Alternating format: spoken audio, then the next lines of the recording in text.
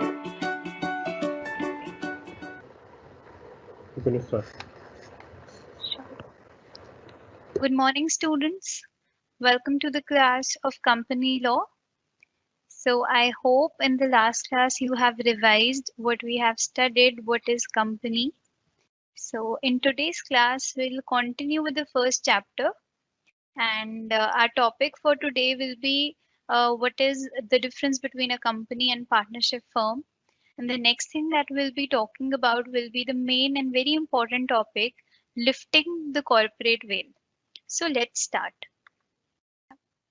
Students, our topic will be distinguish between company from partnership firm.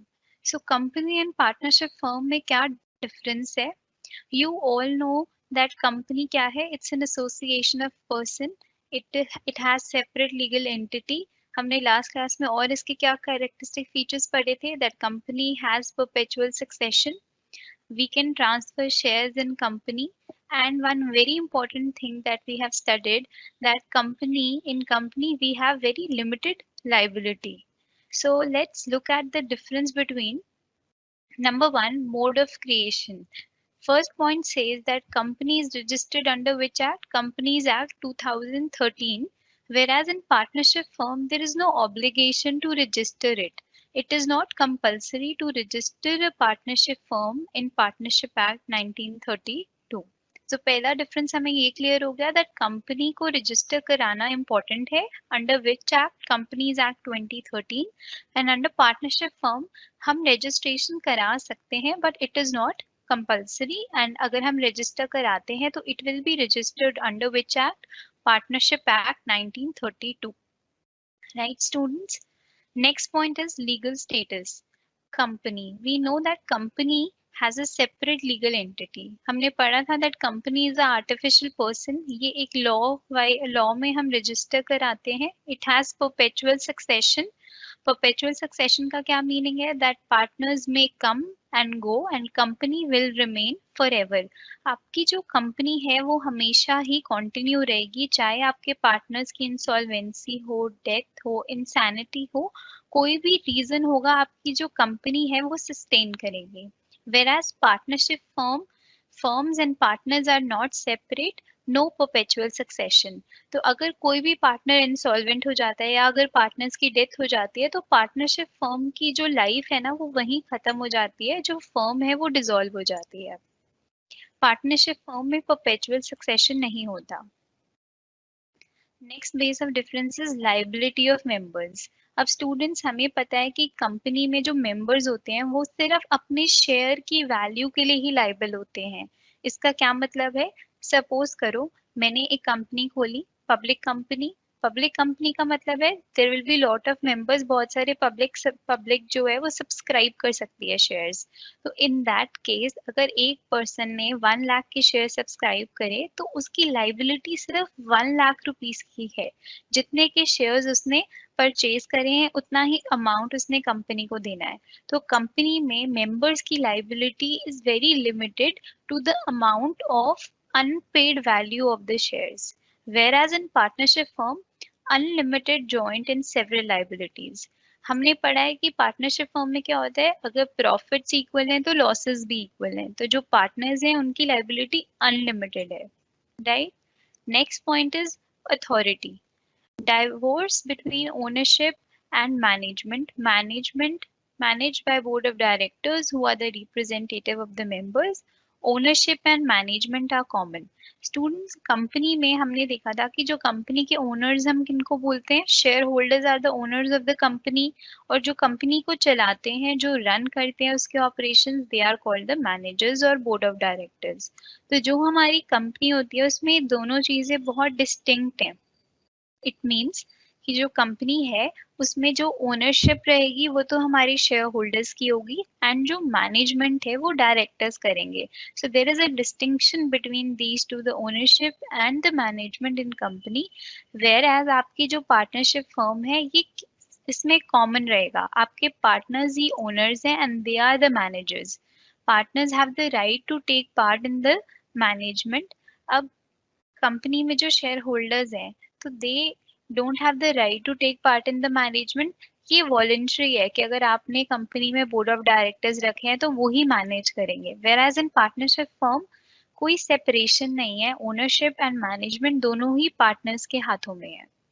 I think this point is clear. Authority. So next is transfer of shares. Public company freely transferable, private company transferable with a few restrictions. अब company हमें पता है दो type की होती है. There are two types of company. One is a public company और एक हमारी होती है private company. जो public company है उसके shares freely transferable है. जैसे आप देखते हो म्यूचुअल फंड्स और ये सारे जितने भी हमारे ये ट्रेडिंग होती है इसमें शेयर्स ट्रांसफर होते हैं. You can transfer your share from one person to another in a public company. आप प्राइवेट कंपनी में भी शेयर्स ट्रांसफर कर सकते हो but there are certain restrictions. Whereas in partnership firm ordinarily no right of transfer by a partner. So in partnership firm में कोई right नहीं है कि आप अपने shares जो हैं वो transfer करो. ठीक है. Next point is number of members. This is a very important thing. ये आपको लाइक फॉरएवर के लिए याद रखना चाहिए. It's a good general knowledge कि कितने मेंबर्स होते हैं एक पब्लिक कंपनी में, प्राइवेट कंपनी में और पार्टनरशिप फर्म में, क्या लिमिट है. As per companies act 2013. So public company बनाने के लिए आपको मिनिमम 7 मेंबर्स चाहिए and maximum unlimited. Since it's a public company तो कोई रिस्ट्रिक्शन नहीं है. आप अपने शेयर्स कितने भी नंबर ऑफ पब्लिक में इशू करो. ठीक है. जितने भी आप अपने शेयर्स अलॉट करना चाहते हो. Whereas in private company minimum कितने होने चाहिए 2 एंड मैक्सिमम 200. सो ये students keep it in mind कि पब्लिक कंपनी में मैक्सिमम अनलिमिटेड शेयर्स होंगे एंड प्राइवेट कंपनी में maximum 200, minimum 2. whereas in partnership firm minimum कितने होने चाहिए 2 and maximum 50. Right, I hope this is clear. Next is legal formalities. Statutory books have to be maintained. Audit of accounts is compulsory. Documents and required information to be filed. अब देखो जो company है वो legal entity है. If जब भी कोई चीज एक लीगल एंटिटी होगी so there will be every documentation, सारी इंफॉर्मेशन आपको प्रोवाइड करना होगा. ऑडिट होगा अकाउंट्स का कंपल्सरी. वेयरएज इन पार्टनरशिप फर्म जब वो एक लीगल एंटिटी नहीं है, क्योंकि कंपल्सरी नहीं है कि आप रजिस्टर कराओ पार्टनरशिप को. Since it is not a legal entity तो उसका रजिस्ट्रेशन कंपल्सरी नहीं है तो ऑडिट भी कंपल्सरी नहीं है. तो पार्टनरशिप फर्म में क्या डिफरेंस हो गया कि इतनी डॉक्यूमेंटेशन नहीं है, ऑडिट नहीं होता है. whereas कंपनी में ये सारी लीगल फॉर्मेलिटीज हमें फॉलो करनी होती है. So next point is resources. Large and unlimited resources, especially in case of public companies, as funds can be raised from the public. अब पब्लिक कंपनी है तो आप बहुत सारा पैसा, you can raise a lot of money, आप बहुत सारी मनी रेज कर सकते हो. whereas in partnership firm आप पब्लिक से मनी रेज नहीं कर सकते. सो आपके लिए बिजनेस करने के लिए जो रिसोर्सेज हैं वो भी लिमिटेड है in partnership firm. Conduct of affairs. Affairs of a company are conducted as per the Companies Act. In Companies Act 2013. So according to Companies Act 2013 जो company है उसके जो भी affairs हैं, affairs of a company means जो भी business transactions हैं वो सारे Companies Act के according ही चलेंगी because it is registered under that act. Whereas in partnership firm, partners may carry any business as they decide so long it is not legal. So partners के पास right है, authority है कि वो कोई भी business carry कर सकते हैं, कोई भी बिजनेस रन कर सकते हैं. Only thing that has to be kept in mind that it should not be any illegal business. Next and last point is dissolution. may be dissolved only according to the provisions of the law, usually by an order of the court. Death of members does not dissolve the company. Whereas in partnership firm, dissolution by agreement, by notice or by court, death of a partner dissolves the partnership. Students, if you remember, हमने last class में पढ़ा था जो company है, हमने पढ़ा company का perpetual succession है. तो इसका क्या मतलब है कि कंपनी कभी भी अपने आप डिसॉल्व नहीं होगी. पार्टनर्स की डेथ हो जाए या इंसैनिटी हो जाए या पार्टनर्स इंसॉल्वेंट हो जाए. The only way a company can be dissolved is through by an order of the court. सिर्फ कोर्ट के पास पावर है टू टर्मिनेट और टू डिसॉल्व अ कंपनी। अगर कोर्ट से ऑर्डर्स आ जाते हैं that this company is no longer valid, then only a company can be dissolved. Whereas partnership firm में क्या है कि अगर आपके पार्टनर्स इंसॉल्वेंट हो जाते हैं या पार्टनर्स की डेथ हो जाती है या partners are not that much capable enough या इंसैनिटी कह लो, तो in that case if they are not of any sound mind, तो इन दैट केस उनके अग्रीमेंट से पार्टनर्स के या नोटिस से या अगर कोर्ट का ऑर्डर भी आ गया, इन that case partnership firm dissolve होगी। सो आई होप स्टूडेंट्स आपको ये डिस्टिंक्शन बहुत अच्छे से समझ आ गया हो कि what is the difference between company and the partnership firm. So now the very last topic of the first chapter, and which is also a very important one from the examination point of view, ये बहुत important topic है, आप इसको बहुत अच्छे से समझना। Lifting the corporate veil, very important topic. So lifting the corporate veil क्या होता है, what is its meaning? सबसे पहले one thing जो हम अपने mind में लेकर चलेंगे कि अभी तक हमने ये पढ़ा that a company is a separate legal entity distinct from its member. I repeat, a company is a separate legal entity distinct from its members. हमने last class में भी ये discuss करा and I also repeat it again कि company क्या है, एक separate legal entity है। इसका क्या मतलब है कि आपके जो कंपनी के मेंबर्स हैं जिनको हम कहते हैं शेयर होल्डर्स और जो कंपनी है, ये दोनों एक डिफरेंट एंटिटी है। मतलब कि जो कंपनी है उसके पास पावर है to acquire a property, to purchase any land, building, anything, any asset in its own name. So company एक artificial person है, उसके पास अपनी powers हैं। और जो कंपनी के मेंबर्स हैं they are different entity. Company के जो मेंबर्स हैं वो कंपनी के लिए क्रेडिटर्स हैं। क्यों क्रेडिटर्स हैं? बिकॉज कंपनी में उन लोगों ने, कंपनी के जो शेयर होल्डर्स हैं उन्होंने मनी इन्वेस्ट करी है, सो कंपनी के लिए एक ये लाइबिलिटी है, एक ऑब्लिगेशन है उसके शेयर होल्डर्स, राइट। तभी आप देखोगे कि हमारी बैलेंस शीट में हम लाइबिलिटी साइड में शो करते हैं जितने भी हमारे शेयर होल्डर्स का कैपिटल होता है। So a company is a person created by law and it has a distinct entity. यहाँ तक हमें clear है?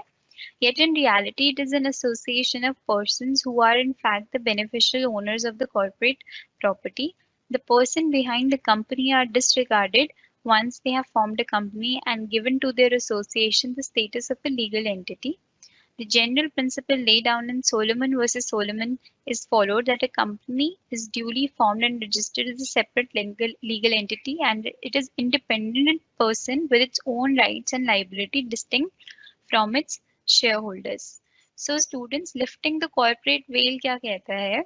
हमें ये पता है कि अभी तक हमने पढ़ा that company is a separate legal entity, company एक इंडिपेंडेंट पर्सन है, company has its own rights and liability जो उसके शेयर होल्डर से बहुत डिस्टिंक्ट है।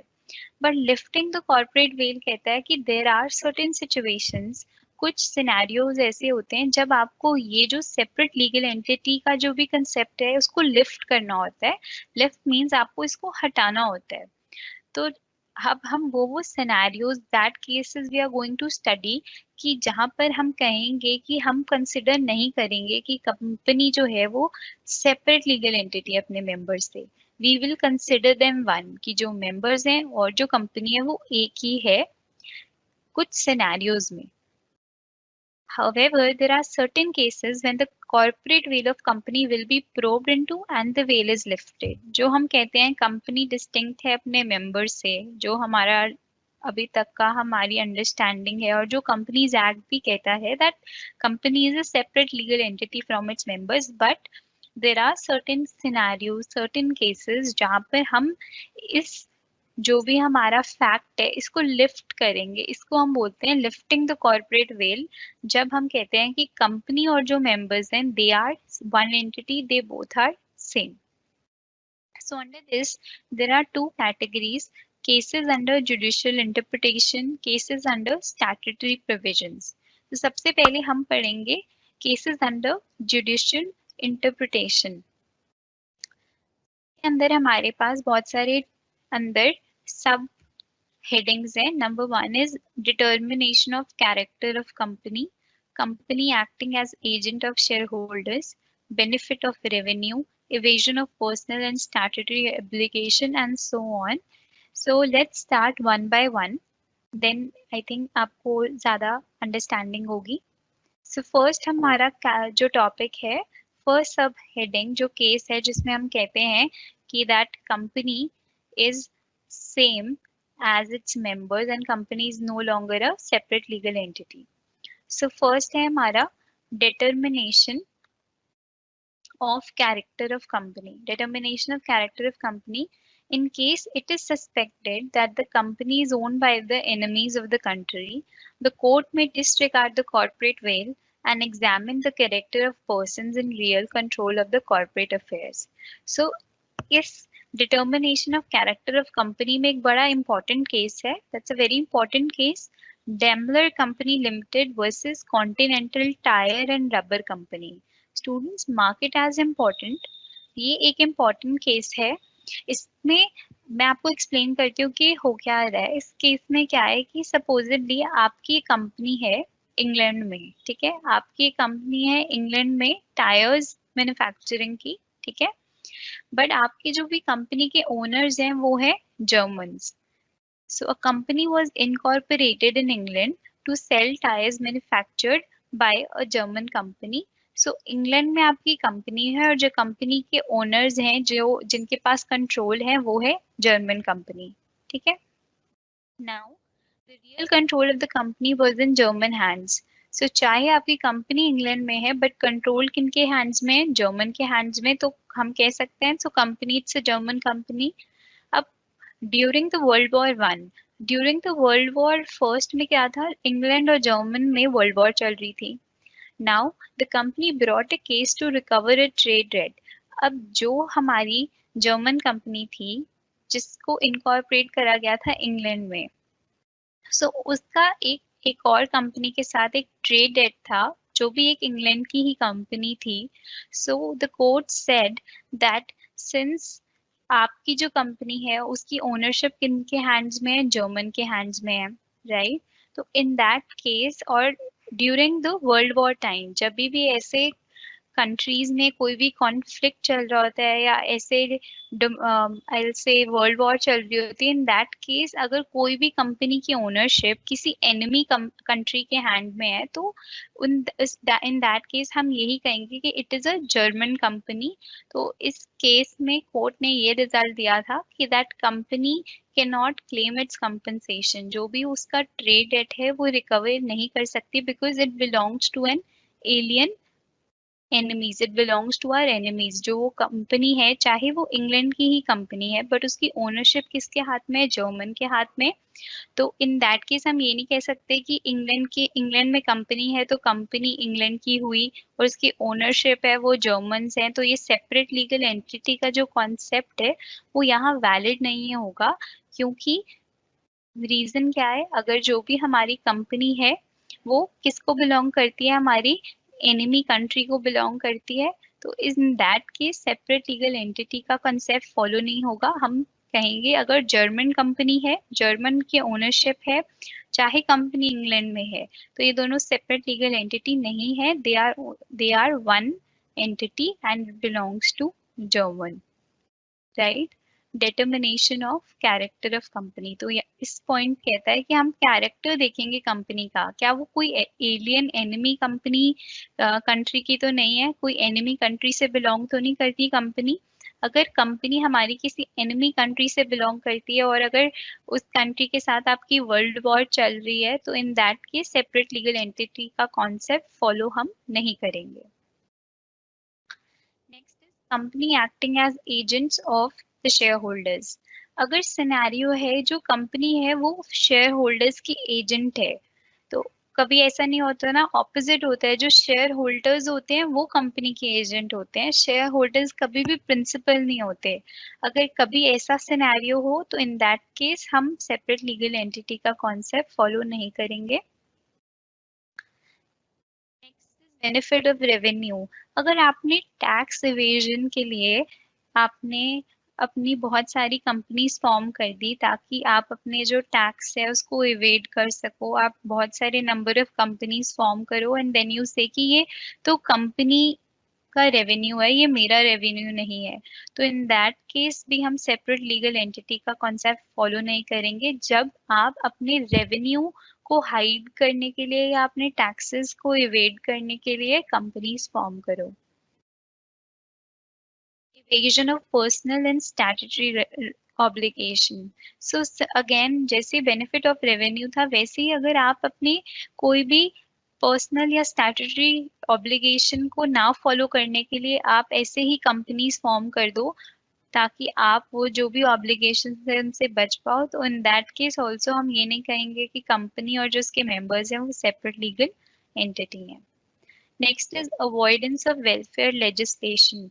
Court will not permit resorting to device of incorporation of a company to evade welfare legislation. So इस scenario में भी एक केस है, जैसे फॉर एग्जांपल आपकी कंपनी है, जो भी आपकी एक कंपनी है, ठीक है, उसने बहुत सारा प्रॉफिट इस ईयर अर्न करा। अब कंपनी ने प्रॉफिट अर्न करा है तो company has an obligation to pay bonus. आपने कंपनी बनाई तो अब आपकी कंपनी में प्रॉफिट हुआ, तो जो भी प्रॉफिट हुआ तो आपके अपने एम्प्लॉयज को आपको बोनस पे करना है। बट आप क्या अपनी थिंकिंग लगाते हो, आप सोचते हो कि I don't want to pay bonus, मैं अपने एम्प्लॉयज को बोनस क्यों दूं, मैं क्या करता हूँ, I make an another company, मैं एक और कंपनी फॉर्म कर देता हूँ ताकि मेरा जो भी बोनस का जो अमाउंट है वो मुझे पे नहीं करना होगा, बिकॉज मैं अपने प्रॉफिट्स को स्प्लिट करके एक और कंपनी बना देती हूँ सो दैट मेरा बोनस का जो अमाउंट है वो कम आए और मुझे अपने जो भी एम्प्लॉयज के वेलफेयर के लिए अमाउंट देना था उसको मैं बचा लूँ।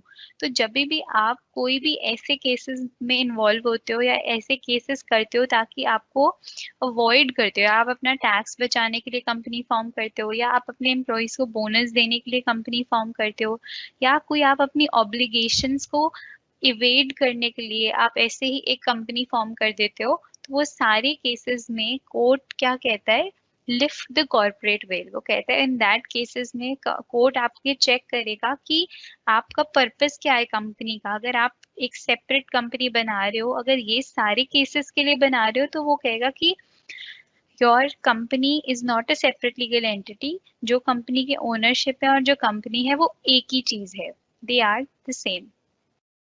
Next is fraud and fraudulent scheme. Again अगर आप किसी फ्रॉडुलेंट पर्पस के लिए कंपनी बनाते हो, then also company is not a separate legal entity. Diversion of business opportunity. Next is determining expertise of company। तो ये सारे सिनेरियोज में कोर्ट सेज लिफ्ट कर देता है कॉर्पोरेट वेल। ये सारे सिनेरियोज के लिए अगर आप एक कंपनी बना रहे हो तो in that case company is not a separate legal entity, it will be same as its members.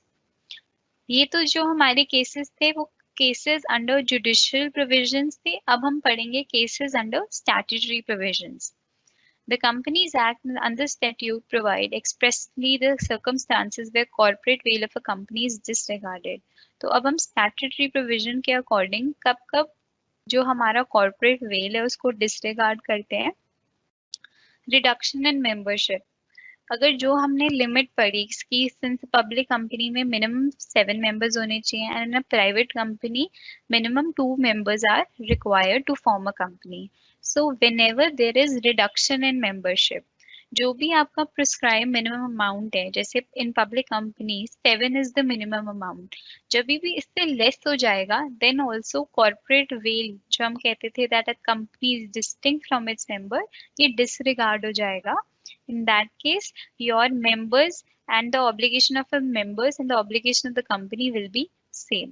जब भी reduction हो जाएगी जो membership में। Next is holding and subsidiary company relationship। So holding company आप समझते हो, जो कंट्रोल करती है अपने अंडर एक कंपनी को, जिसको हम बोलते हैं सब्सिडरी कंपनी। जिसको कंट्रोल करा जाता है that is called subsidiary, and जो कंट्रोल करती है that is known as a holding company. A company is termed as a holding company who has the power to control the composition of board of directors of another company, the other company called a subsidiary of the former company and has separate legal entity। तो अगर whenever जो भी holding and subsidiary company का relationship है, अगर उसमें कोई भी चेंजेस आ जाते हैं, तो इन दैट केस हम कॉर्पोरेट वेल को लिफ्ट कर देते हैं। Next is investigation in the affairs of a company.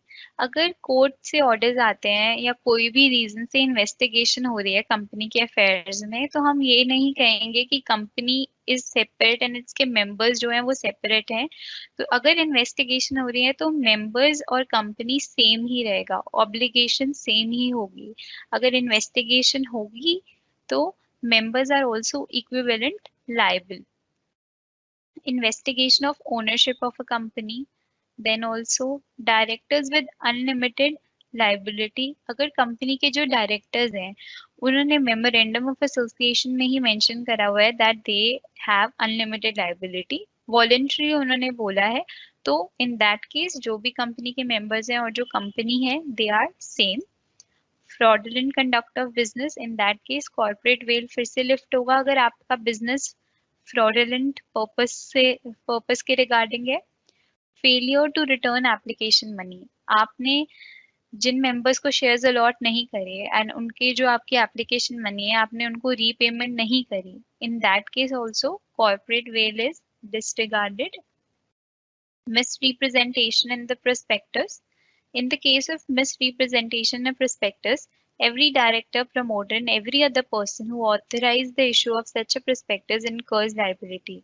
अगर आपके प्रोस्पेक्टस में, प्रोस्पेक्टस आप समझते हो जब भी आप शेयर्स कंपनी के इश्यूज होते हैं तो एक प्रोस्पेक्टस बनाया जाता है, तो अगर उसमें मिस रिप्रेजेंटेशन है तो हम ये नहीं कह सकते कि प्रोस्पेक्टस कंपनी का है तो कंपनी ही लाइबल है। सो इन दैट केस ऑल्सो हम कॉर्पोरेट वेल को लिफ्ट करेंगे और कहेंगे कि इसमें प्रमोटर्स का, डायरेक्टर्स का, सबका रोल इक्विवेलेंट था, तो दे आर ऑल्सो लाइबल। इसमें कंपनी डिस्टिंक्ट नहीं है, कंपनी और उसके जो भी डायरेक्टर्स हैं, मेंबर्स हैं, they are also equally liable. Next is misdescription of name. अगर डिस्क्रिप्शन ऑफ नेम में भी इशू आता है देन ऑल्सो कंपनी और इसके मेंबर्स इक्वली लाइबल हैं। Next is liability of promoters for pre-incorporation contract. Promoters will be personally liable for all those pre-incorporation contract. तो इस केस में अगर pre-incorporation contract क्या होते हैं, जब भी कंपनी फॉर्म हो रही होती है तो उससे पहले की जो भी डॉक्यूमेंटेशन फॉर्मेलिटी होती है उसमें promoters भी equally liable हैं।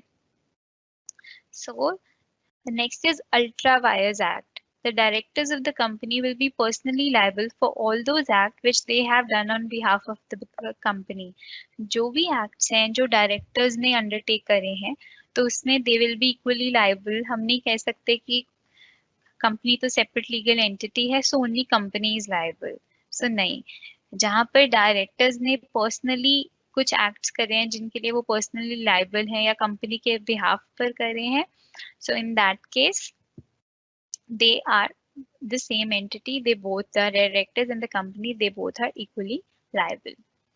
Last point of the lifting of the corporate veil is liability under the statutes. So there are many other provisions of the company law where director of a company are personally liable for the default in complying with those provisions.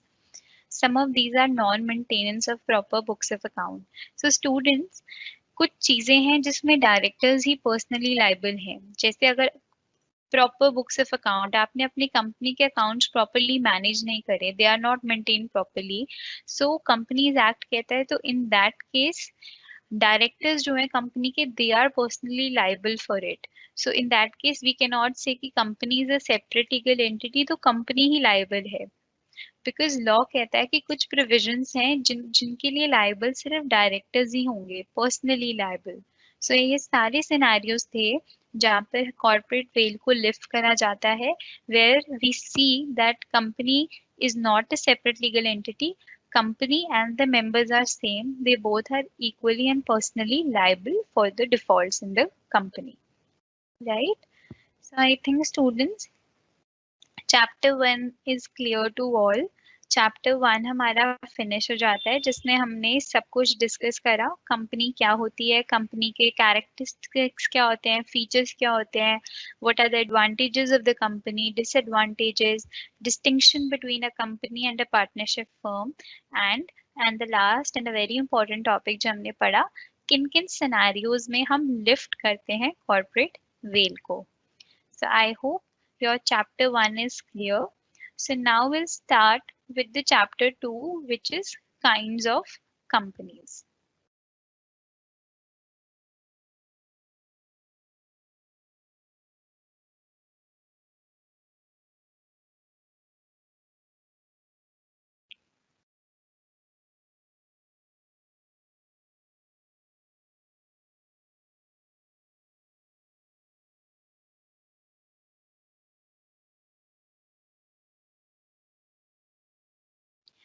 Students, our second chapter is what are the different kinds of companies we have. So it's a very simple and a very easy chapter जिसमें हम पढ़ेंगे कि companies के क्या क्या types होते हैं. So let's start. As per Indian Companies Act 2013, Indian Companies Act 2013 कहता है कि there are two types of companies. One is statutory company and second is registered company. So statutory company कौन सी होती है? Statutory company is a company formed by a special act passed either by the central or state legislature. These companies formed not to earn profit but to serve people. So सबसे पहले हम पढ़ रहे हैं that there are two types of companies. एक होती है हमारी statutory company and another one is registered company. So students, by statutory company का क्या meaning है? Those companies which are formed by the central or state legislature. जो government companies होती है, जो central और state government form करती है, जिनका objective profit making नहीं होता, their objective is to serve people. Right जैसे रिजर्व बैंक ऑफ इंडिया इसका एग्जाम्पल है, life insurance company, state bank of India. So ये सारे हमारी गवर्नमेंट कंपनीज हैं और इनको हम बोलते हैं statutory companies. Right, next is registered companies.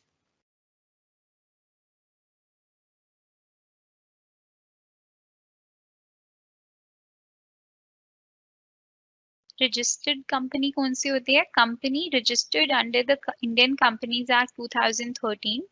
These companies are governed and regulated by the provisions of the Companies Act 2013. So जो भी companies, those companies जो register होती हैं Indian Companies Act में, जैसे for example, if I have created a company and I have registered it under Indian Company Act, so my company will be called as a registered company. So India में जितनी भी companies act 2013 में registered हैं उनको हम बोलते हैं registered companies. अब these companies में there are three types of companies. अब registered company तीन types की हो सकती है. One is limited by share, second is limited by guarantee, third is unlimited companies. So limited by share से meaning क्या है students? Limited by shares का meaning है that इसमें जो शेयर होल्डर्स की लाइबिलिटी है वो लिमिटेड है to the unpaid value of the shares held by them. Limited by share से आप समझो कि इसमें शेयर होल्डर्स की जो लाइबिलिटी है वो लिमिटेड है to the amount of unpaid value of the shares. अगर उन्होंने 1 लाख के शेयर्स खरीदे हैं कंपनी के तो उनकी लाइबिलिटी सिर्फ उतने शेयर्स तक ही लिमिटेड है. सेकंड क्या होती है? कुछ कंपनीज होती हैं limited by guarantee. Limited by guarantee से क्या मीनिंग है? लिमिटेड बाय गारंटी से मीनिंग है section 2 subsection 21 says guarantee company is the company in which liability of each member is limited to such amount as the members may voluntarily undertake. अब limited by guarantee में होता है कि members जो हैं वो वॉलेंटरली कहते हैं दैट हम सिर्फ इतनी हमारी लाइबिलिटी है, हम इस एक्सटेंट तक हम गारंटी देते हैं. तो यहाँ पर मेंबर्स के शेयर से कोई कनेक्शन नहीं है कि वो उनके पास कितने अमाउंट का शेयर है. यहाँ पर मेंबर्स की लाइबिलिटी वो वॉलेंटरली स्टेट करते हैं कि हम इतनी गारंटी देते हैं और इसके बाद जो भी कोई डेफिशिएंसी होगी वो हम मीट करेंगे.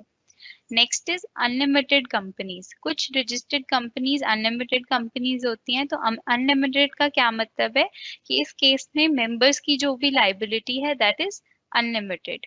वो कंपनी के एंटायर डेट के लिए, एंटायर कंपनी की सारी लाइबिलिटीज के लिए इक्विवेलेंट लायबल है। Next our topic is private company. So अभी स्टूडेंट्स हमने क्या पढ़ा कि कंपनीज दो टाइप की होती हैं, one is statutory and one is registered. Statutory जो गवर्नमेंट कंपनीज होती हैं and registered companies which are registered under the companies act. अब रजिस्टर्ड कंपनीज में हमने 3 टाइप्स पढ़ी, limited, unlimited, limited by shares and limited by guarantee. अब registered companies में subheadings हैं, private company, public company. So first of all private company क्या होती है वो अंडरस्टैंड कर लेते हैं। So private company means a company which by its article restricts the right to transfer its shares except in the case the one person company limit the number of its members to 200, prohibits any invitation to public to subscribe for any securities of the company। हमें पता है private company वो company होती है जिसमें हम shares transfer नहीं कर सकते, जिसमें लिमिट है। प्राइवेट कंपनी की लिमिट कितनी है, नंबर ऑफ मेंबर्स कितने हो सकते हैं, 200, और जिसमें prohibits any invitation to the public, जिसमें हम पब्लिक को सब्सक्राइब नहीं कर सकते shares, they are known as private company. So I hope आपको क्लियर है प्राइवेट कंपनी कौन सी कंपनी होती है, where we can not transfer our shares, where there is maximum limit of members is 200, which prohibits any invitation to the public to subscribe its shares because it's a private company, right? वो private company है तो वो public को क्यों invite करेगी, इसलिए private company prohibits any invitation to the public. So next हम पढ़ते हैं कि what is a public company. So section 2 subsection 71 says public company means a company which is not a private company। अगर एक company है जो private company नहीं है तो वो पब्लिक कंपनी है। A company which is a subsidiary of a company which is not a private company, it means अगर कोई पब्लिक कंपनी की सब्सिडरी होती है तो वो भी पब्लिक कंपनी ही होती है। So a public company must have minimum of 7 members। Public company में minimum कितने members होने चाहिए, 7। The shares of a public company are freely transferable। ये हमें पता है कि पब्लिक कंपनी के शेयर्स फ्रीली ट्रांसफरेबल हैं। हम पब्लिक कंपनी है तो हम पब्लिक को इनवाइट कर सकते हैं to subscribe for the shares, और there is no maximum limit on the number of shares. कोई भी लिमिट नहीं है आपके पब्लिक कंपनी में कितने भी मैक्सिमम नंबर ऑफ शेयर्स हो सकते हैं। सो आई थिंक अब ये भी क्लियर है हमें पब्लिक कंपनी क्या होती है। Next let's talk about OPC. OPC बहुत इंपॉर्टेंट है कि वन पर्सन कंपनी क्या होती है।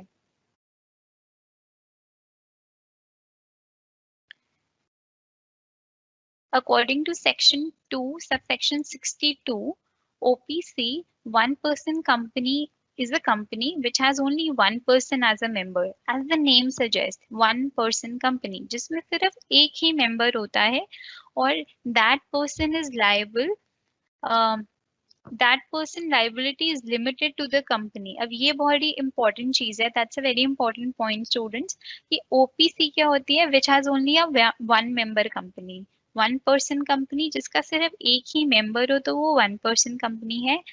अब इस वन पर्सन कंपनी में जितनी भी लीगल एंड फाइनेंशियल लाइबिलिटी है is limited to the company only and not to that person.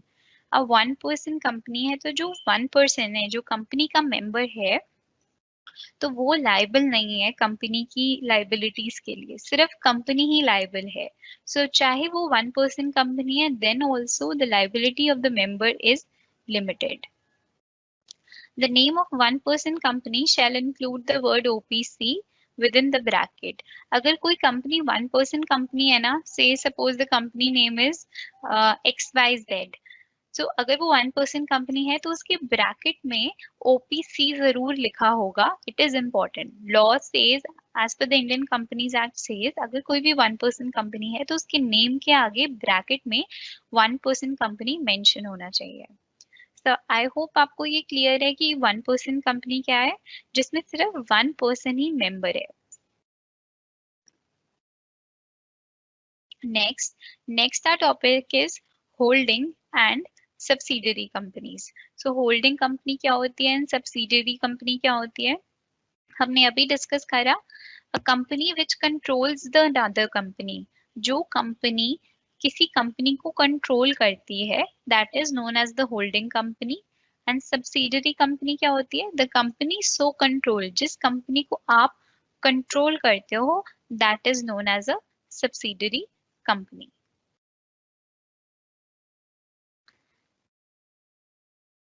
So our next topic is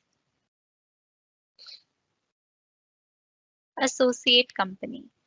Section 2, subsection 6 of the Companies Act says associate company in relation to another company means a company in which that other company has a significant influence but which is not a subsidiary company. ये students